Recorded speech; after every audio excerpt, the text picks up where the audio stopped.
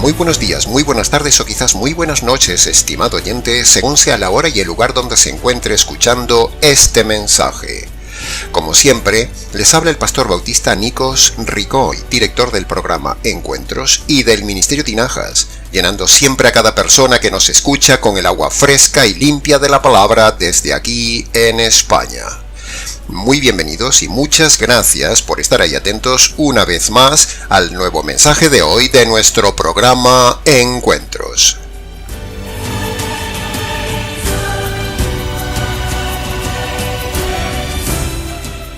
En el día de hoy iniciaremos una miniserie de programas basados en el estudio expositivo de todo el capítulo 2 del libro de Efesios, en un estudio versículo a versículo de esta parte coralina de la palabra de Dios.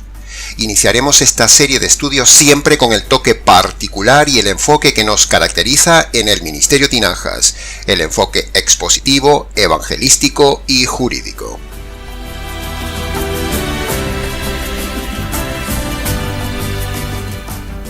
Empezaremos diciendo cosas básicas para los oyentes antes de empezar la serie, cosas que ya hemos dicho muchas veces en el canal, pero que procede ahora resumirlas. Primer punto básico. La Biblia no fue escrita para todo el mundo, no. La Biblia no fue escrita para inconversos, no.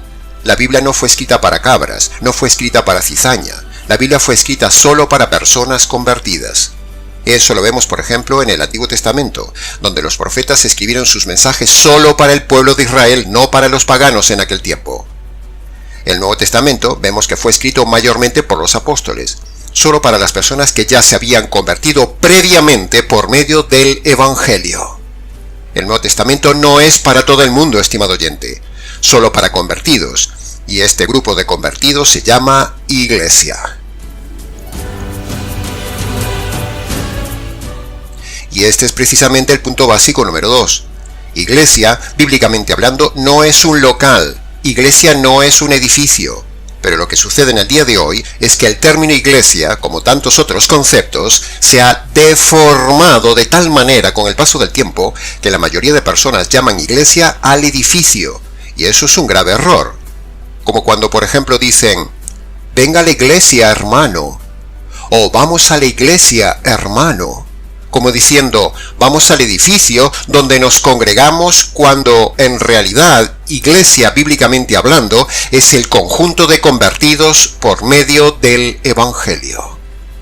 Por eso, cuando en las cartas del Nuevo Testamento, como en este caso de la carta a los Efesios, vemos que los apóstoles se dirigen a determinada congregación llamándole iglesia, ese concepto de iglesia no es el mismo concepto de iglesia del día de hoy. El concepto de iglesia de hoy es un simple asociacionismo. A la gente le gusta más el asociacionismo en un local, pero no les gusta el compromiso cristiano y mucho menos la radicalidad de una verdadera iglesia neotestamentaria. Es mucho más fácil hacer asociacionismo religioso que edificar una iglesia espiritual con personas verdaderamente convertidas por medio del evangelio radical. Los lobos hacen asociacionismo, los pastores hacemos discípulos que luego se congregan como iglesia.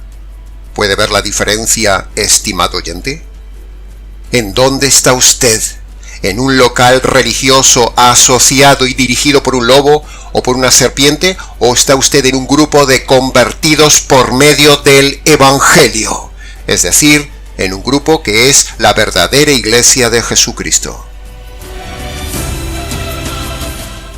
Decimos todo esto como preámbulo porque es obligado repetir y repetir al inicio de esta serie de programas que no todo el mundo que nos oye forma parte de la iglesia de Cristo. Están en locales, están asociados, pero no están en la iglesia del Señor Jesús. Ojalá fuesen iglesia verdadera de Cristo los que nos oyen. Eso es lo que anhelamos con todo el corazón en estos programas, que se conviertan y formen parte de la verdadera iglesia de Cristo. Pero tristemente, no todo el mundo que nos oye es convertido, ni tampoco tristemente lo será. No todo el mundo que se congrega en un local cada domingo es convertido. Y paradójicamente hablando, no todo el que está en una iglesia local es un convertido, ni es cristiano, ni es parte de la iglesia verdadera del Señor Jesús. Triste pero real. Precisamente nuestro canal y nuestros programas van dirigidos a personas no convertidas para que con cada programa podamos hacer eso, con nuestra enseñanza y el Evangelio puedan convertirse para ser miembros de la Iglesia del Señor Jesús. Y para ser miembro de la Iglesia uno debe haberse convertido por medio de las dos condiciones del Evangelio. En resumen, en estos estudios subsiguientes enseñaremos que llamar iglesia a cualquier local de reunión es un error. Llamar hermano a todo el mundo es un error. Llamar sana doctrina a cualquier enseñanza o a media verdad es un error. Llamar pastor a cualquiera que se pone a predicar es un error. Llamar conversión a cualquier experiencia religiosa es un error. Y llamar evangelio a cualquier cosa que se predica por ahí usando la palabra evangelio es otro grandísimo error. ¿Se da cuenta cuántas cosas aprenderemos en estos siguientes programas en el estudio expositivo de todo el capítulo 2 de Efesios, mi estimado oyente? Pasemos a ver el segundo punto básico. En las cartas del Nuevo Testamento, como por ejemplo aquí en la carta a los Efesios, siempre vemos que se hace énfasis en que hay dos diferentes grupos. Sí, ha oído bien. Primer grupo es el grupo de los perdidos y los convertidos. Y el segundo grupo que veremos es el grupo de los judíos y los gentiles. Todo eso lo hemos dicho varias veces en el canal, pero este capítulo de Efesios que estudiaremos en estos días es ideal para repasar estos dos grupos. Pasemos a nombrar el tercer punto básico. En tercer lugar, antes de empezar la serie de estudios expositivos del capítulo 2 de Efesios, diremos que para comprender la Escritura hay que tener en cuenta dos condiciones. Primero, uno debe ser guiado por alguien que conoce la Escritura y que se haya convertido. Ya hemos dicho que un inconverso solito, por sí solo o con otro inconverso, no puede nunca convertirse ni comprender la palabra de Dios. En segundo lugar, la forma de comprender y estudiar bien la palabra de Dios es haciéndolo de forma expositiva, es decir, estudiando, exprimiendo, analizando, comprendiendo cada palabra, cada frase, cada versículo de cada parte de la palabra de Dios por medio de las leyes de la hermenéutica. Esa es nuestra metodología pedagógica, la misma que usó el Señor Jesús y la que usaremos en el estudio de este capítulo 2 de Efesios. Bien, habiendo empleado todos estos minutos para dar estos tres puntos básicos iniciales como introducción a esta serie de programas, entremos entonces ya en el estudio expositivo de Efesios capítulo 2, empezando por el análisis del versículo 1, el cual nos llevará todo el programa. Dice así el versículo 1.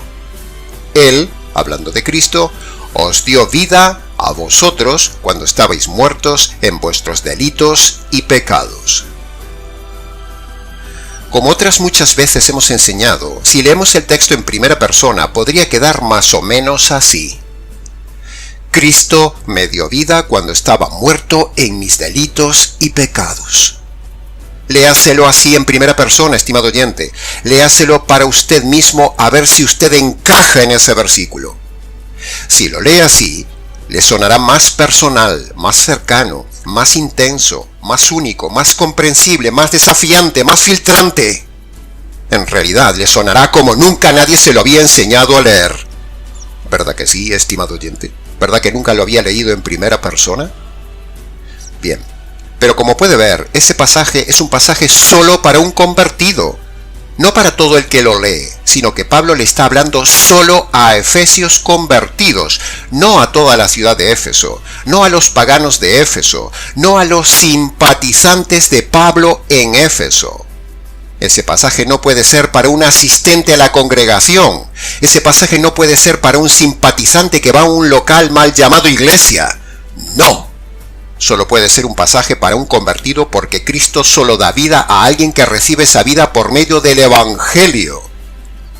Cristo no da vida por medio del método americano de que usted tiene que congregarse, de que usted tiene que pasar al frente, levantar la mano, repetir una oración de fe, aceptar a Jesús en el corazón o confiar en las 4 leyes espirituales, cerrar los ojos, llorar un poco, entregarle la vida a Dios o volver a los caminos de Dios. ¡No!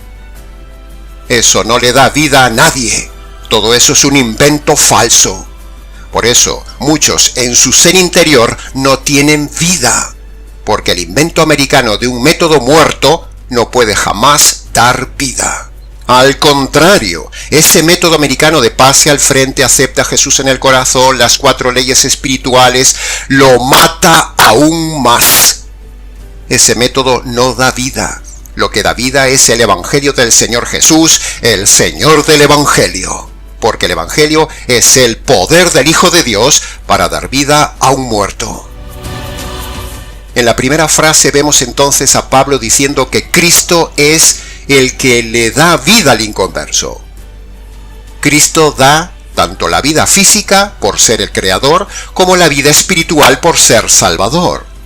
Ahora escuche esto. Cristo el creador nos da primero la vida física por su soberana decisión, pero luego Cristo nos da vida espiritual por nuestra soberana decisión. Sí, ha oído bien. La vida física la da Él, pero la vida espiritual decidimos nosotros tomarla libremente de Él. Repito, Cristo el Creador nos da primero la vida física por su soberana decisión, pero luego Cristo nos da vida espiritual por nuestra soberana decisión. La vida física la da Él, pero la vida espiritual decidimos nosotros tomarla libremente de Él. Que conste en acta.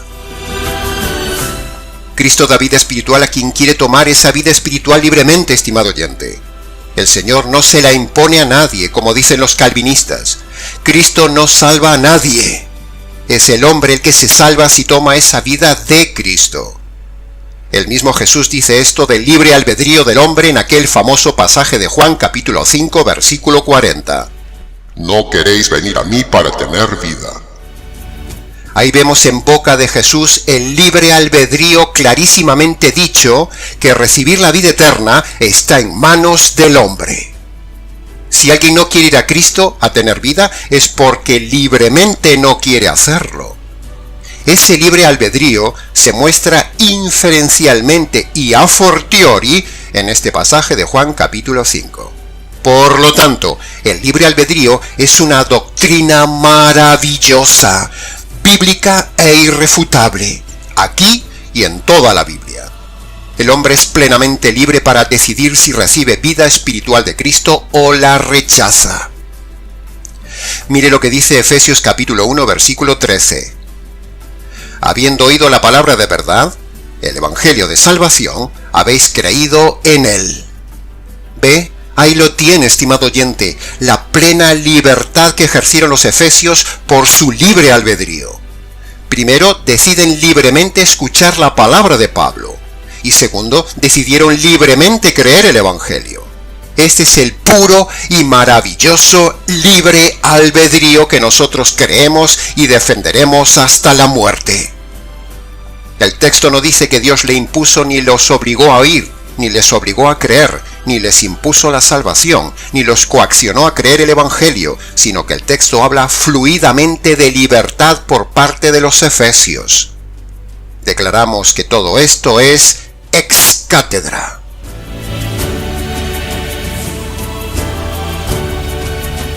Cristo es vida, pero da esa vida a través de la libertad humana por medio del Evangelio. Cristo salva, pero salva a través de la libertad humana y por medio del Evangelio. Cristo perdona, pero perdona a través de la libertad humana y por medio del Evangelio.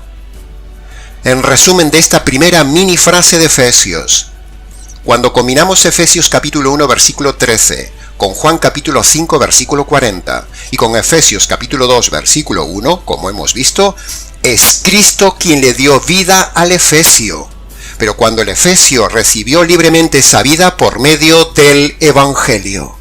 Así que aquí tenemos definidas ya dos grandes doctrinas capitales: el libre albedrío y el poder que tiene Cristo para dar vida por medio del Evangelio. Ahora le toca a usted, estimado oyente, le toca decidir libremente, como un efesio del siglo XXI, tomar el Evangelio para tener vida. Que conste en acta.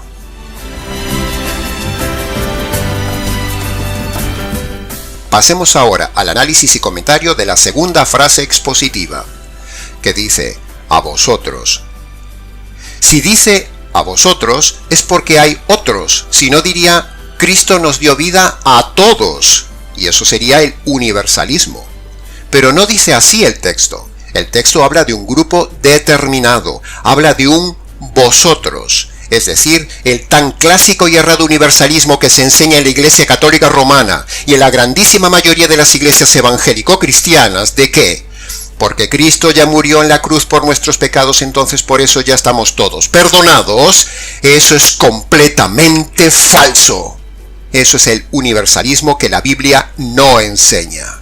La Biblia enseña el individualismo personal, es decir, aunque Cristo ya haya pagado por todos los pecados de la humanidad, ahora usted individualmente debe ir a buscar esa vida, ese perdón de sus pecados, esa conversión de forma personal, obedeciendo esas dos condiciones que el mismo Jesús pone en Marcos capítulo 1, versículo 15, para el perdón de los pecados y la salvación eterna.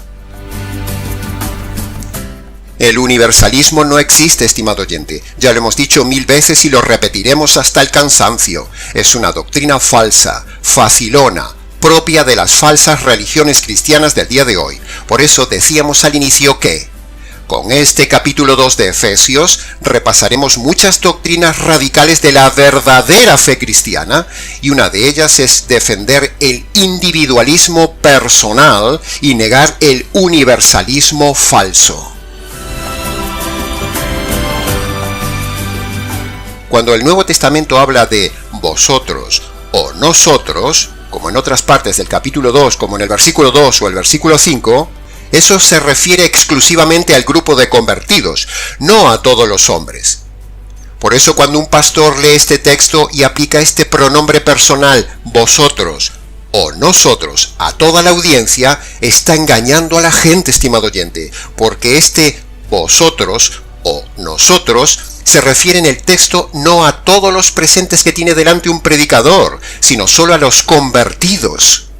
Si es que los hubiera, que yo lo dudo, porque un predicador que predica así no tiene una audiencia de convertidos, y el Espíritu Santo no permitiría que un convertido se quede escuchando un lobo. Por eso cuando un pastor le dice a todo el mundo en su prédica que Cristo ya les dio vida, está errando y engañando, y se está olvidando de que Pablo aquí no le habla a todos, sino solo a un grupo selecto. Porque para tener vida, primero hay que ser convertido de forma individual obedeciendo las dos condiciones del Evangelio. Aprenda bien esto, estimado oyente o predicador novato que me escuchas. Es muy importante, porque esto no se enseña por ahí. Si usted escucha a un pastor en su iglesia, en internet, en una radio o en televisión usar este pronombre, vosotros, aplicándolo a toda la audiencia, entonces usted tiene delante un supino predicador ignorante y engañador. Tome al azar, estimado oyente, cualquier prédica en la red de cualquier pastor. Haga la prueba. Observe cómo se dirige ese pastor o falsa pastora a la gente. Y si se dirige a la audiencia en general como si todos fueran convertidos usando la palabra nosotros, hermanos, salvos, todos nosotros, fieles, etc., entonces ese predicador o predicadora está engañando a su audiencia. Eso es un gravísimo error homilético y exegético. Es engañar a las almas, es pecado y tiene repercusiones eternas. Escape de esos predicadores que le hablan a todos como hermanos, como fieles, como salvos, como ovejas, como trigo, o como el grupo de vosotros, cuando no lo son, porque ni ellos mismos son convertidos.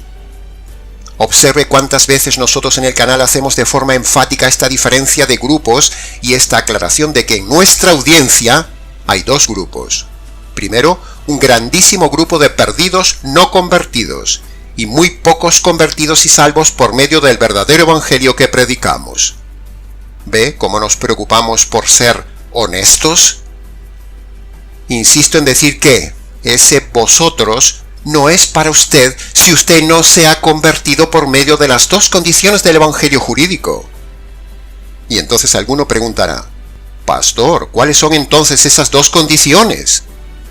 Bueno, gracias por preguntarlo, pero si me lo pregunta es porque usted es nuevo en el canal y porque no las conoce. Si no conoce las dos condiciones, entonces eso ya es un grave problema y una mala señal espiritual para usted. Pero, con gusto le diremos nuevamente las dos condiciones para que sea con nosotros del grupo de convertidos del capítulo 2 de Efesios. O sea, para que usted y yo hoy podamos ser los auténticos efesios del siglo XXI. Preste atención. Las dos condiciones del Evangelio para la salvación son: primero, usted debe reconocer sus pecados pasados y abandonar sus pecados presentes. Eso es el arrepentimiento bíblico, o sea, la primera condición de la conversión. Segundo, usted por haber pecado es un delincuente ante Dios y merecería recibir la justicia divina. Pero esa justicia divina le cayó al Señor Jesús en la cruz para no caerle a usted el día de su muerte. Así que, cuando usted reconoce sus pecados, primera condición, y se apropia por la fe de esa justicia caída sobre el Señor Jesús, segunda condición, entonces Dios lo declara perdonado, salvo, y ahora sí usted sería del grupo de hermanos o de ese precioso grupo de vosotros. Pero si usted no ha obedecido esas dos condiciones nunca, entonces olvídese de identificarse con ese vosotros. Usted en realidad es del grupo de los otros, es decir, de los perdidos. Pásese hoy mismo del grupo de los otros al grupo de vosotros por medio de las dos condiciones, estimado oyente.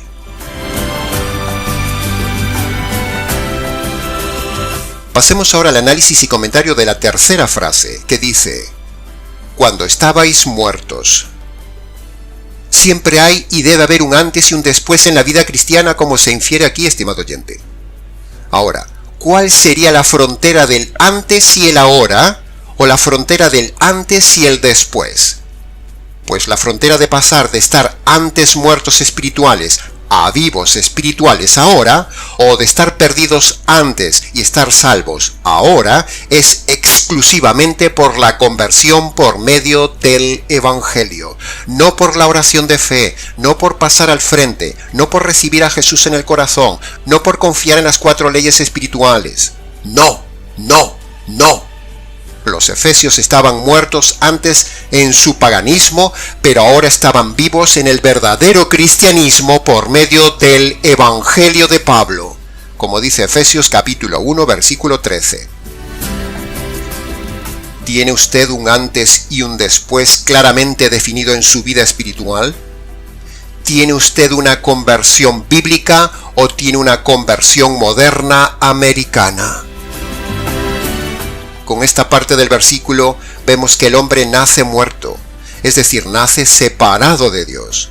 La palabra muerto y muerte significa separado y separar, pero nunca significa inconsciencia, como dicen los adventistas o los calvinistas. Estar muerto espiritual no significa estar inhabilitado, ni incapacitado, ni dejar de razonar, ni dejar de tener libertad, ni dejar de estar en plenas facultades. No y 1000 veces no. Una persona muerta espiritual significa que está separada de Dios, pero no está inconsciente de Dios. El hombre nace separado de Dios, es decir, muerto espiritual, pero nace muy consciente de Dios, porque la naturaleza, la conciencia y el razonamiento son 3 alarmas que se encargan de gritarle y hacerle plenamente consciente al hombre de que hay un Dios y que debe buscar a ese Dios. Pero el hombre decide libremente en su libre albedrío no buscar a Dios. Por eso el hombre se queda muerto en vida y luego se muere muerto. Así que ahora usted puede comprender aquellas palabras famosas que dijo Jesús: dejad que los muertos entierren a sus muertos.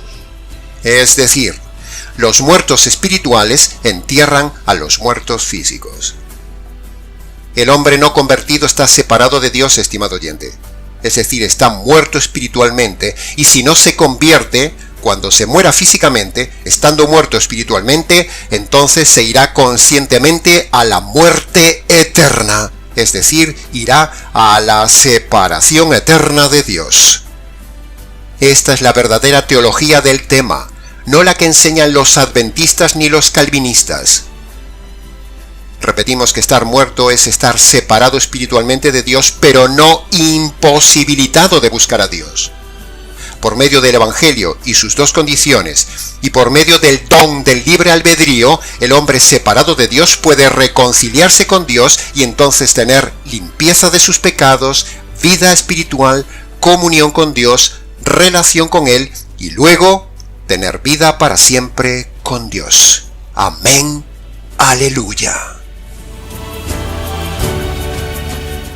En resumen de esta nueva frase que hemos analizado, cuando Pablo dice que los efesios antes de conocer el Evangelio estaban muertos, se refiere a estar separados de Dios. Y entonces, cuando libremente reciben el Evangelio les quita las culpas, les da vida y los reconcilia con Dios. Pablo con esta carta estaba recordándole aquí a los efesios lo que eran ellos antes de la conversión y antes de conocerle a él. Estaban muertos en su paganismo y ahora están con vida espiritual con Cristo por medio del Evangelio. ¿Cómo está usted ahora, estimado oyente? ¿Está vivo o está muerto espiritualmente? ¿Qué evangelio le han presentado? ¿Un evangelio vivo o un evangelio americano? El único evangelio que le da vida, que le saca de su estado de muerte espiritual, es el evangelio verdadero y jurídico que vemos en la Biblia, que conste en acta.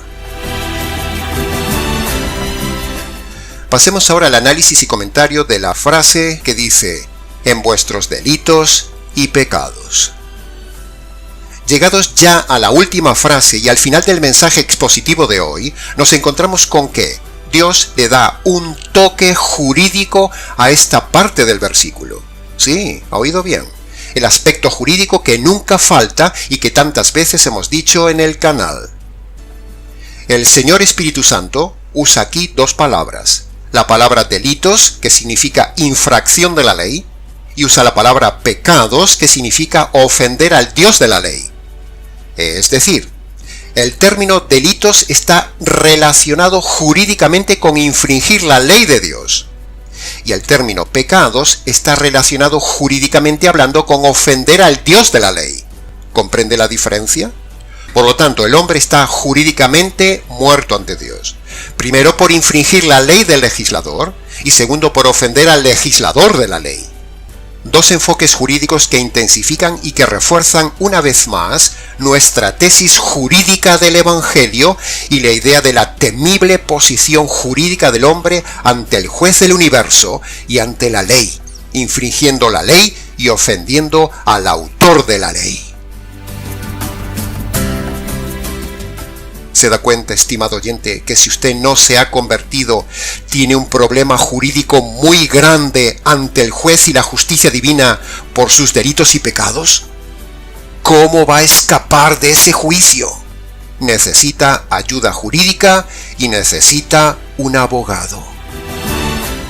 ¿Piensa usted que va a escapar del juicio pasando al frente, repitiendo una oración, aceptando a Jesús en el corazón, confiando en las 4 falsas leyes espirituales y simplemente arrepintiéndose de sus pecados delante de Dios? ¡No! Eso no perdona nunca sus pecados, estimado oyente, ni le da vida. Los efesios no levantaron la mano. Los efesios no pasaron al frente, no repitieron una oración americana, no aceptaron a Jesús en el corazón, no fueron a confesarse a Pablo. Entonces, ¿cómo se quitan los delitos y los pecados, pastor? Bueno, tenga paciencia, estimado oyente. Llegue hasta el final del mensaje y lo sabrá. A continuación nos quedan 2 cosas por decir en este estudio. Primero, mostraremos entonces una serie de delitos concretos que están en la ley de Dios. Y segundo, mostraremos cómo se perdonan esos delitos ante Dios. Entonces, de esta manera, con este mensaje de hoy, tendrá ante usted un mensaje expositivo completo, jurídico y perfecto, que perdona sus pecados, salva su alma y le da vida espiritual para que usted sea un moderno efesio del siglo XXI. Que conste en acta.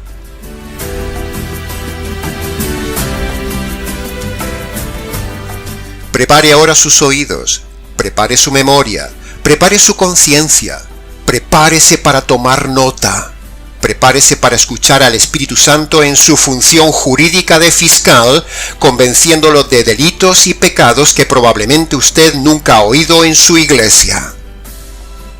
Malos pensamientos, mentiras, quejas, malas actitudes, envidias, robos, venganzas, rebeldías, deshonestidad, disputas, avaricia, codicia, arrogancia, amargura, desobediencia, la pereza, las peleas, los pleitos, los insultos, la traición, la murmuración, la terquedad, la ira, la maldad, el rencor, la negligencia, es decir, hacer las cosas mal hechas, la impaciencia, el maldecir, las burlas, las palabras sucias, la autocompasión, la manipulación de la gente, el maltrato, el machismo, la borrachera, los celos, el desprecio, el mal genio, la desconfianza, la imprudencia,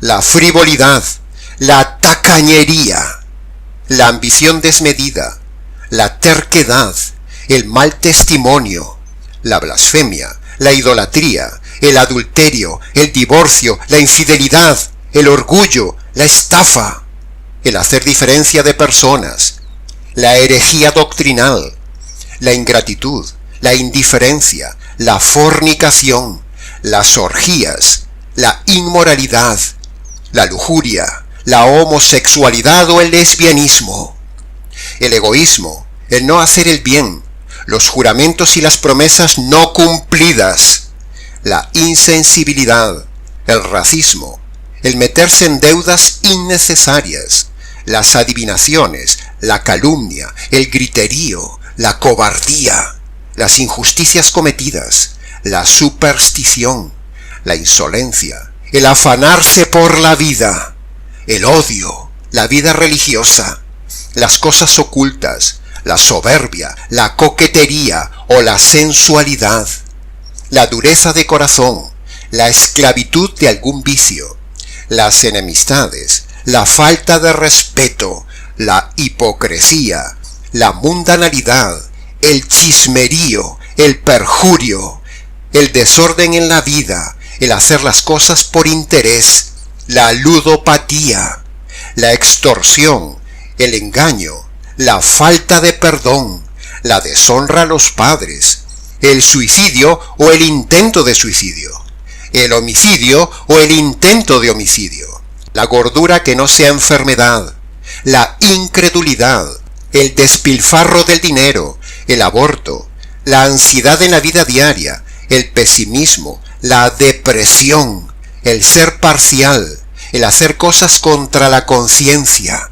el no amar, el no ayudar, el estropear el cuerpo con fumar, con beber, con drogarse, con tatuarse, con la anorexia o la bulimia, con falta de descanso o con mala vida, la insensatez, el amor al dinero, el temor, la desobediencia a los padres, la vanidad, el no hacer la voluntad de Dios según su palabra y el rechazar el Evangelio. Todo esto dicho con sus variables son más de 120 delitos. En Gálatas capítulo 5 versículo 21 dice que los que practican estas cosas no heredarán el reino de Dios. Si usted se muere con algunos de estos delitos mencionados sin perdonar, o usando un método equivocado de perdón de pecados, entonces le esperará jurídicamente hablando el juicio de Dios, y eso será cosa terrible, y luego le esperará una sentencia, y eso será terrible, y luego le esperará una condena en la cárcel eterna y con fuego eterno, y eso suena terrible y horrible. ¿Quiere usted ir ahí por toda la eternidad, eternidad, eternidad, eternidad, eternidad, eternidad, eternidad, eternidad, eternidad? Así que escuche hoy y ahora el verdadero evangelio. Aquí va. Punto 1. Dios es un juez justo y usted un delincuente injusto por haber cometido delitos y pecados en su vida.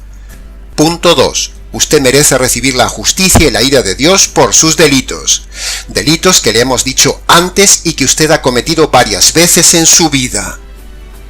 Punto 3. Si Dios descargara hoy sobre usted la justicia que merecen sus delitos, entonces Él le quitaría la vida y lo enviaría a la cárcel eterna. Pero,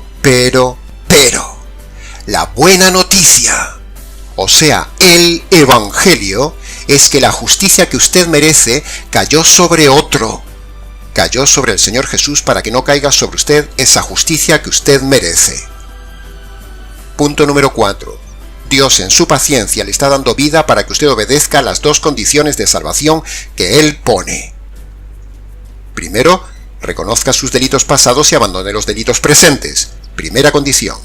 Segundo, usted debe apropiarse, debe recibir, debe tomar esa justicia que le cayó al Señor Jesús en la cruz. Esta es la segunda condición. Entonces, cuando usted obedece estas dos condiciones, Dios le perdona los delitos y pecados, Dios lo declara justo, ya no le envía a la cárcel eterna, usted formará ahora sí parte de la iglesia verdadera y un día tendrá acceso al reino material de Dios. Amén. Aleluya.